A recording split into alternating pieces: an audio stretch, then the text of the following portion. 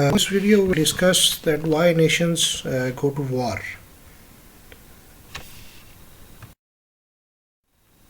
War is one of the humanity's oldest and costliest institution.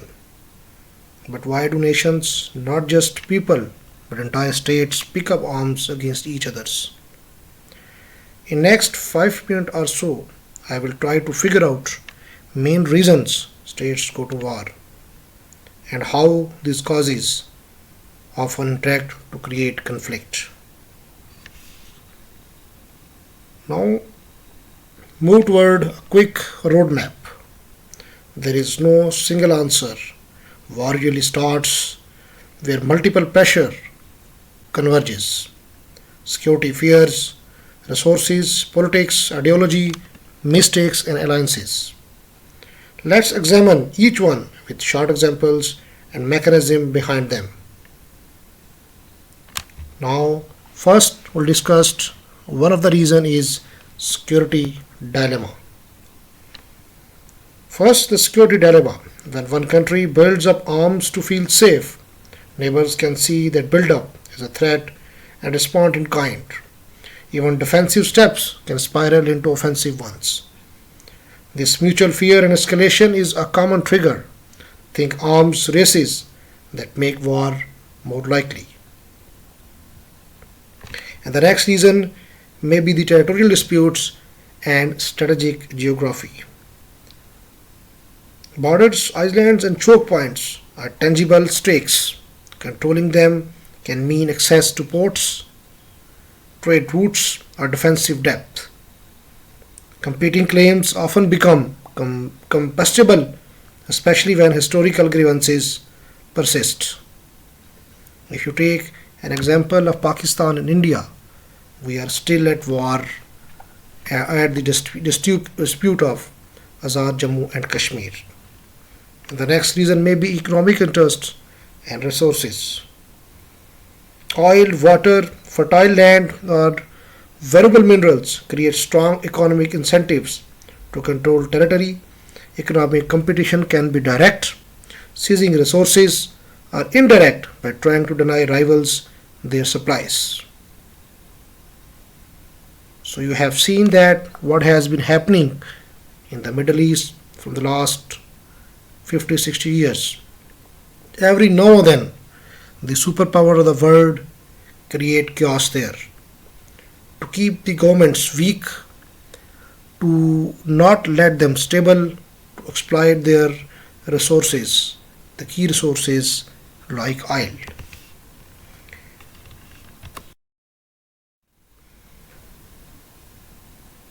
In international politics, leaders sometimes use external conflict to distract from economic trouble, political weakness, or scandals.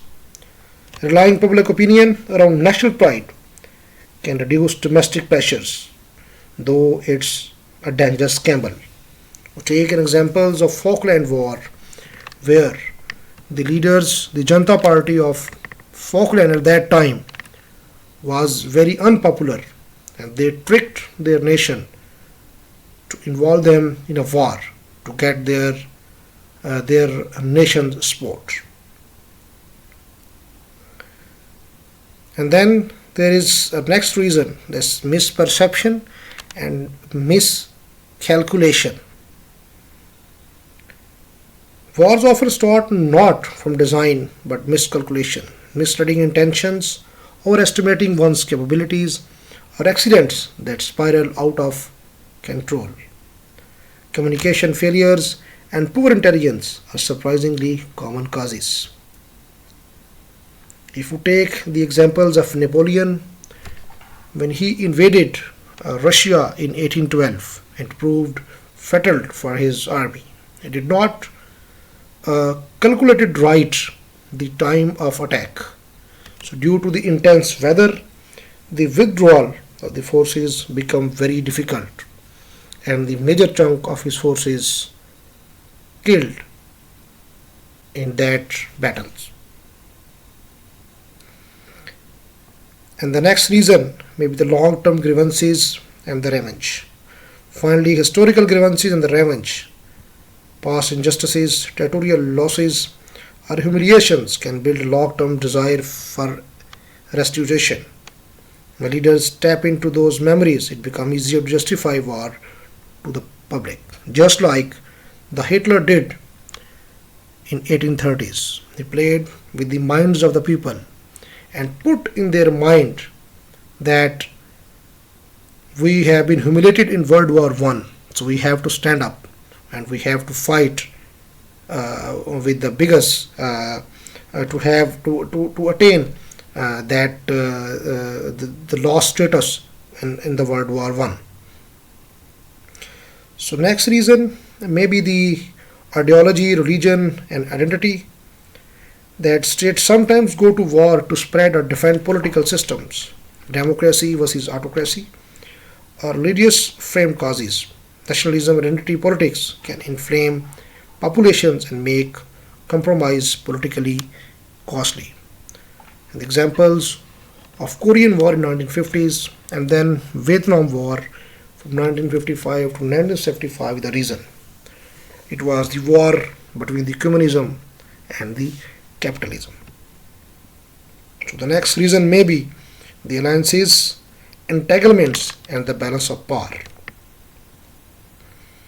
Treaties and alliances systems can draw states in conflicts they might otherwise avoid. One crisis between two countries can quickly widen if allies are bound to intervene.